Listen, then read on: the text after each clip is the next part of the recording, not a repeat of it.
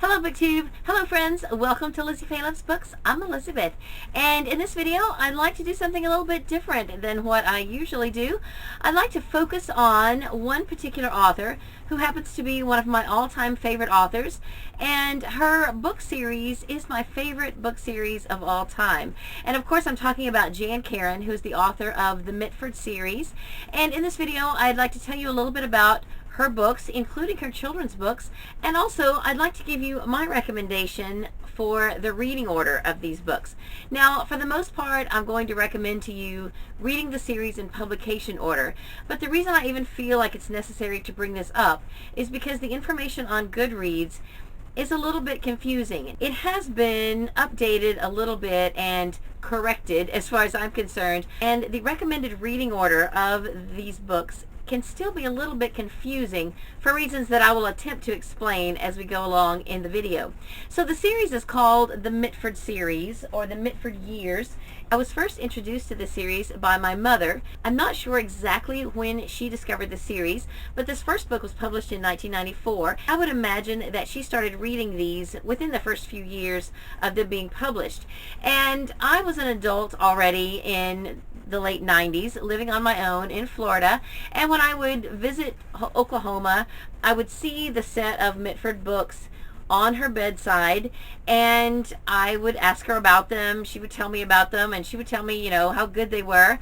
And it took me a while to finally get around to reading them, but I'm so happy that I did begin reading them while she was still living. So the main character of this book series is Father Timothy Kavanaugh, who is an Episcopal priest in the small town of Midford, North Carolina, which is a fictitious town, but I can honestly tell you, if it were a real place, I would want to move there, and I know I'm not alone in that. In the beginning of At Home in Midford, we meet Father Tim, who is a 60-year-old single bachelor Episcopal priest who, all in the scope of a few days, has a lot of changes that come into his life all at once. He becomes the guardian of a 12-year-old boy who has basically been thrown away. He is joined by a very large dog who, he comes to find out, only responds to scripture as commands.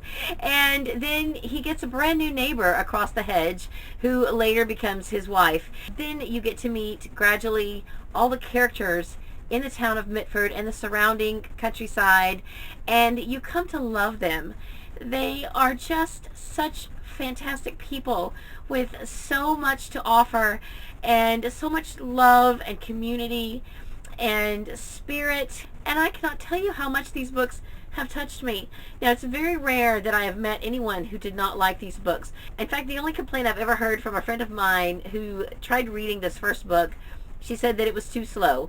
She did not enjoy the slow pace of the Mitford series, but I absolutely adore it. Now, I have listened to these books on audio, and perhaps therein lies the difference. I don't know. Over the last few years, I have begun acquiring all of the hardcover editions, and one of these days I'm going to sit down and just savor them in print, word for word. But for now, I will tell you that the audio versions are simply fantastic. They're narrated by John McDonough, and as far as I'm concerned, he is the voice of Father Tim. He's absolutely fantastic, and there is just no equal to these books, in my opinion. So, without giving you any spoilers, I will just tell you that the series spans a number of years, and let's just go through them. Now, I'm not going to really give you any details about each book because, quite frankly, they've all run together as one big story to me. So, quite honestly, I can't remember exactly which events happen in each book. I'm not going to give you a lot of detail, but I do want to tell you the reading order. I also want to show you a few of the companion books and let you know where in the series that I recommend that you read them. So here we have book number 1, At Home in Midford, and this is definitely where you want to start with these books and with this series. Book number 2, A Light in the Window. Book number 3, These High Green Hills. Book number 4, Out to Canaan. Book number 5, A New Song. Book number 6 is A Common Life. Now, just a note about this book. This is the story, a more in-depth story of Father Tim and Cynthia's wedding. They are actually married between books 2 and 3, but as I understand it, as the series continued on, more and more people wanted to know the details of Father Tim and Cynthia's wedding. So this book could actually be read between books 2 and 3, but again, my personal preference is to read things in publication order. So this is technically book 6. Just know that it does go back in time and give us a glimpse of Father Tim and Cynthia's wedding. Book number 7, In This Mountain. Book number 8 is Shepherd's Abiding. Now this book does take place at Christmas time, but you will want to continue with the order of the books. If you are a person who enjoys reading Christmas-themed books only during the Christmas season, then you'll want to time it so that you can read this book in the month of December. However, I would not recommend reading this out of order. If it's the middle of July and you are up to this book, I would say just go ahead and read it. You don't have to wait until December to read it, but I would not go forward with the series until you have read this. So please keep this in the numbered order of the series. Book number 9 is Light from Heaven.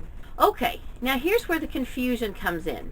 Book number 9, Light from Heaven, was written in 2005, and then there was a 2-year gap before the next book. So it is my understanding from hearing some author interviews and things like that, this originally was intended to be the end of the series. In fact, I think she originally had only intended a 7-book story arc, and then she added in the wedding story and then continued on for one more book because readers were simply wanting more. And as we know from history, she did continue to write more books. However, they have come a little fewer and farther between. These first 9 books came almost once a year, and now the rest of the 4 have been spaced a little farther apart. So this, I think, was intended originally to be the last book. So therefore, when this next book came out, which is Home to Holly Springs, it was listed as being the beginning of a new series called the Father Tim series. And I think she did that because it doesn't take place in Midford, and previously the series had been called the Mitford Years. So the confusion comes in because this book actually is not the beginning of a new series. It's a continuation of the Father Tim story from the previous 9 books. And in fact, it answers a lot of questions that were left hanging from the previous books. So this should not be read out of order. This needs to be book 10 in the Mitford series.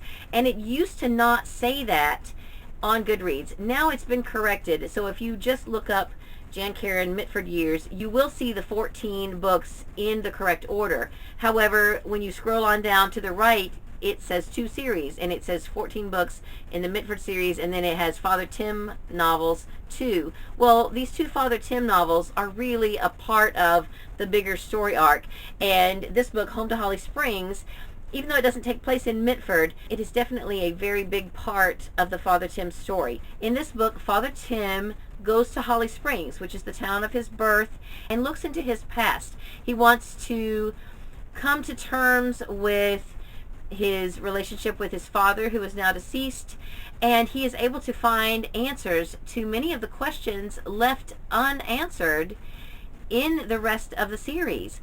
And I will just tell you, so far of all the books, this is my favorite, and I think it's because so many questions that I still had at the end of the original series are answered in this book. So read this as number 10 of the Mitford series. And the next book is also listed as part of the Father Tim series. It also does not take place in Mitford. It takes place in Ireland. Throughout the earlier books in the series, Father Tim and Cynthia always talked about taking a trip to Ireland. In fact, Father Tim does go in one of the books, but this is his first time being able to go with Cynthia.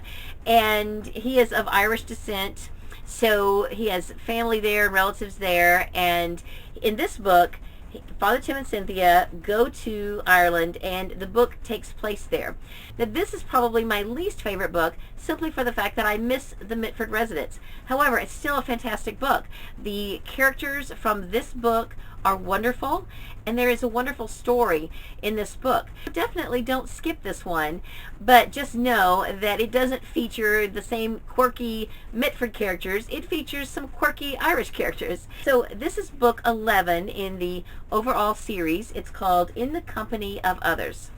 Then there was about a 3-year period before we got the next book. In fact, some of us were starting to wonder if there was going to be a next book, and we were overjoyed when there was, and it is called Somewhere Safe with Somebody Good. This is like a homecoming because we have Father Tim and Cynthia back in Midford with the wonderful Midford community residents that we all know and love, and I thought it was wonderful. I had tears in my eyes listening to this on audio because I was so happy to be back in Midford. So the next book, Come Rain or Come Shine, is a bit of a departure from the format of the previous books, because the previous books have all been from the perspective of Father Tim, and this book has several perspectives, and you have to pay a little bit of attention to know from whose perspective you're reading at any given time. So just be careful of that. This is the story of a wedding. I won't say whose. It is a good bit shorter than the rest of the books, and it's a lovely story. So read this as number 13 in the series. And then the last book is To Be Where You Are. This came out in 2017, and again, I cried tears of joy as I was listening to this on audio because it was like being with old friends again. There was some sadness in this book, some melancholy, but also some joy, and I thoroughly loved it as much as all of the others, and I was very sad when I got to the end of it. Now, I have heard that this may possibly be the last Mitford book. I don't know that to be true. I hope that it's not, but if it is, then I will just happily read them over again and be thankful that these books are a part of my life. So now I want to talk about the companion books, because there are several. So the first two books that I want to talk about are little Christmas short stories. The first one that came out was in time for Christmas of 2001. It's called The Midford Snowmen. It's just a cute little short story about the residents of Midford having a snowman building contest on Main Street. It is a very cute little book, and there's really not a definite spot in the series where you would want to read this. It was published somewhere around A Common Life, and since A Common Life is kind of a prequel, you could read it before or after A Common Life, or any time after that. Then in time for Christmas of 2002, we got Esther's Gift, another little short story. This is about Esther Bullock, who is famous in Midford for her orange marmalade cakes. In fact, this book features the recipe for Esther's marmalade cake, and I believe there is a drawing of the cake. I usually picture Esther's cake in tiers, and I don't know if it's in tiers or layers or if it can be done either way, but here's a drawing of it, which I don't think really does it justice, because you picture Esther's cake as being a creation of huge magnitude. But Esther's Gift is about how she makes these cakes for the Mitford residents, and just her story of that. She and her husband begin to question how much time and money they were putting into making these cakes for people, and wondering if they're appreciated. And it's just a wonderful little Christmas story that I would highly recommend if you are a fan of the series and haven't read it yet. And these two little books are commonly packaged together in a gift set for Christmas, and if any of your friends or family are Mitford fans and they don't have these cute little books, then here's a Christmas idea for you for next Christmas. So the next Christmas, there was no need for a Christmas novella, because that is when Shepherd's Abiding was released. So after that, the next companion book that we got was a cookbook. This came out just in time for Christmas of 2004. This is Jan Karon's Mitford Cookbook and Kitchen Reader, and it is edited by Martha McIntosh. Now, I have not actually sat down and read this cover to cover. I've had this for several years, and I didn't even realize at first that there are little story vignettes in between some of the recipes. I don't know if they are excerpts from each book, or if they are new snippets and new little stories. But there is a section dedicated to each book, and each one features recipes that are talked about in the book. So for instance, here's the section for A Light in the Window, and then following that will be the recipes from that book, like Edith's crab casserole and Ray's barbecue ribs. Now there is one recipe in this book that has become a family tradition for my family at Christmas, and I will show it to you. The recipe is for Father Tim's Christmas morning breakfast casserole. This dish was talked about in the first book, At Home in Midford, and ever since this cookbook came out and a librarian friend told me about it, I have made this recipe, I believe, every Christmas since learning about it, and I am absolutely thrilled. It is a fantastic recipe. You make it ahead on Christmas Eve and you refrigerate it so that all the flavors meld together, and then it's ready to pop in the oven on Christmas morning for a delicious Christmas morning breakfast. So then my daughter Katie has also been making Luella's cinnamon rolls and has enjoyed making those for several years now. So we have thoroughly enjoyed this book. It's a beautiful book. One of these days I'm going to sit down and actually read all of the little stories that are in between the recipes.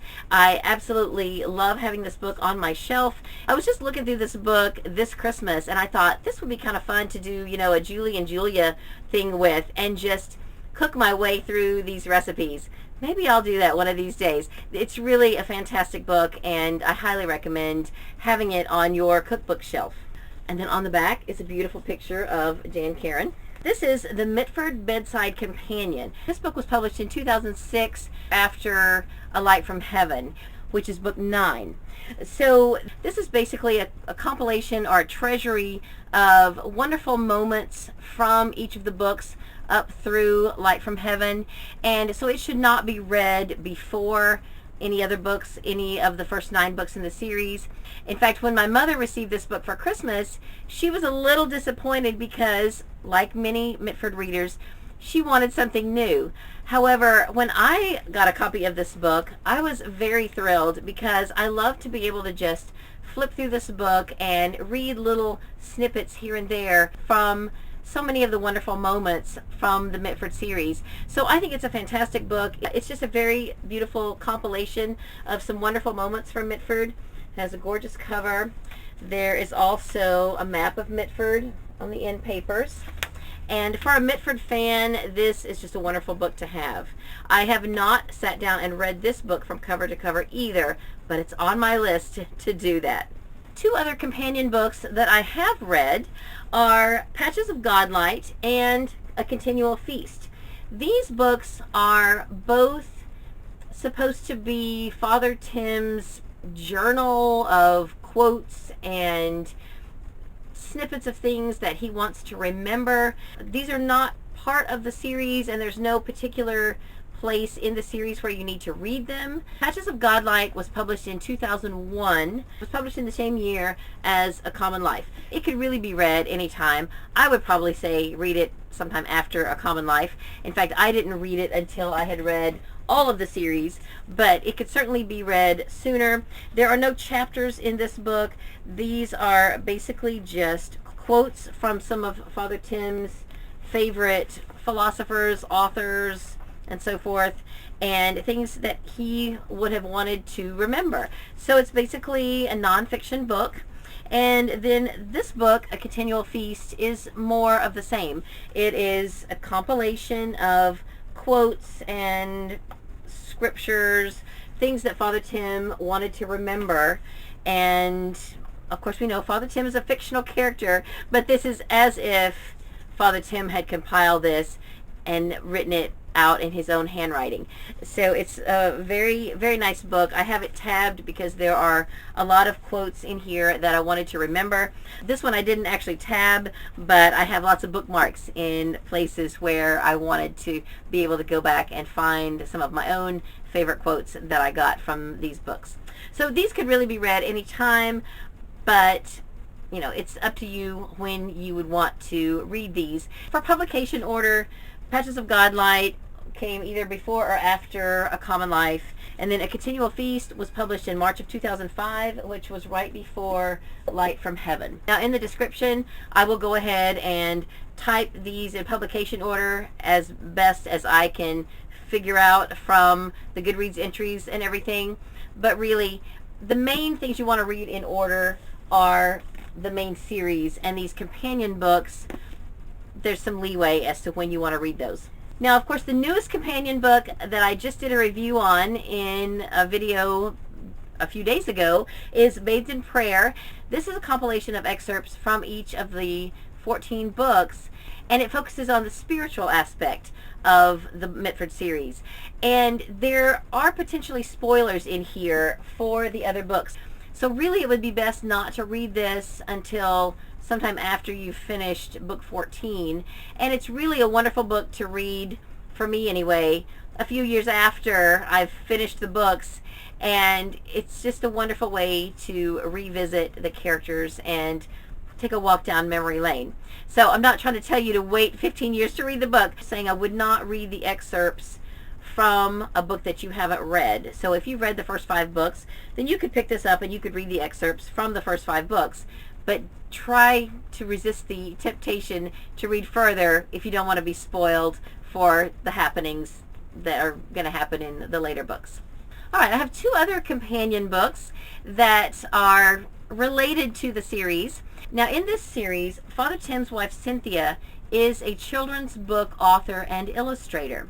So there are 2 books that are presented by Jan Karon. These children's books are based on the books that Cynthia writes as a part of the Mitford series. Cynthia has a white cat named Violet, and she writes and illustrates stories about her cat Violet. So there are 2 books about Violet, and I hope there's going to be more.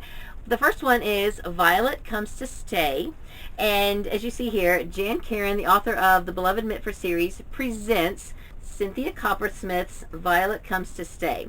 So the actual author is Melanie, and I don't want to say her last name because I don't know exactly if that's a hard C or a soft C or how to say her last name. But this is the writer of the story, and then the pictures are by Emily Arnold McCulley. So that's the first one, and this is a fictitious story about Violet finding a home. Of course, it's not the story of Violet finding a home with Cynthia. It's a story that supposedly Cynthia made up about a cat named Violet. Then there is a second book by the same author and illustrator, and it is called Violet Goes to the Country. I think I liked this one a little better than the first one, but they're both adorable. The story is cute, the illustrations are beautiful. These are like stories within stories, and I think it's awesome that these were even made. Now, speaking of children's books, Jan Karon also has 3 picture books that are not related to Mitford in any way, but they are wonderful, and I want to show them to you. Now, the first Jan Karon book that I ever read is Miss Fanny's Hats. It was published in 1993, even before At Home in Midford, I believe. And as I understand it, Miss Fanny is based on Jan Karon's grandmother. Now, there is a character in the Mitford series named Miss Sadie, who has some similarities to Miss Fanny. This is an absolutely adorable story about a little old woman who is, I believe, 99, and it's a story of her and her hats, and it's super cute, super adorable. I just listened to it on audio again today, and I had forgotten how delightful that it is. In 1999, Jan Karon published a book called Jeremy, The Tale of an Honest Bunny, and this is a book that she wrote for her daughter Candace, and I happen to have 2 different editions here. These are both from the library. I don't own a copy of this book. Here on the back is a picture of Jan with her daughter Candace, but the interesting thing is, she says in the audio version that she wrote this when her daughter was 33. So it's not a book that she wrote for her as a child, but she did write it for her. In fact, the character of Candace is a character in the book. So it's a delightful tale about a little bunny who is made by his creator in another country and then takes a journey across the ocean to get to the person who has bought him, and it's really delightful. I believe that this is an allegory for the Christian life, or for a human life finding our way to Christianity and to our Creator. That's how I see it. Now, she did say in the audio version, in the author's notes, that she decided she was going to just write her daughter a story, and she had a brand new book that someone had given her that had lines in it, and she wrote with a pen so that she couldn't erase anything, and she just started writing and continued to write to see where the story took her. So this is the result of that. It's a delightful book, and I am glad that I read it. The illustrations are done by Terry Widener, and I think it's an adorable book. The last book I want to tell you about says that it's a book for all ages, but it really reads and looks like a children's picture book. But of course, like any children's book, it can be enjoyed by all ages, and it's not necessarily geared towards children. This is called The Trellis and the Seed, and it is about a seed that is planted and discovers that it is different than the other plants. It doesn't bloom when all the other plants bloom, and I won't give away the story, but it is beautifully illustrated, and it's very short, but it is definitely a book of encouragement, much as the cover says. Now, just as a note, all three of the books that I just mentioned at the end are all done on audio in this compilation called the Jan Karon Story Hour. It's a 2-disc set featuring Jeremy, The Trellis and the Seed, and Miss Fanny's Hats. It is narrated by Jan Karon, and the story of Jeremy is also narrated by her daughter, with Jan doing the character voices. This is a wonderful audiobook. There's an introduction by Jan Karon where she talks about the writing of Jeremy. All three of these books can be wonderfully enjoyed in print and on audio, and I recommend both. So those are all the books by Jan Karon. The only other thing listed by her on Goodreads is an address that she did at the Washington National Cathedral on writing, and I think I have listened to that.